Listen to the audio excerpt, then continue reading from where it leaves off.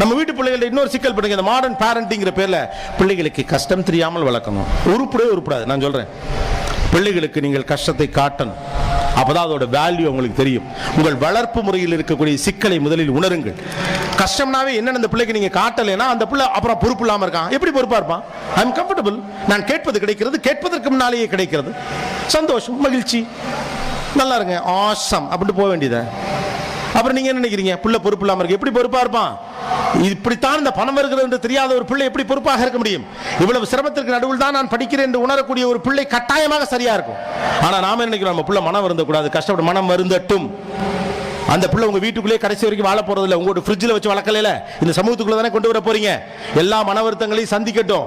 அந்த வயசு வர்றப்ப உங்களுக்கு அதை புரிய வைங்க. எந்த கஷ்டத்துக்கு நடுவில் இந்த வாழ்க்கை நடக்குதுன்னு பிள்ளைகளுக்கு நீங்களால புரிய வைக்க முடியாம போனா அந்த பிள்ளைகளால உணரவே முடியாது.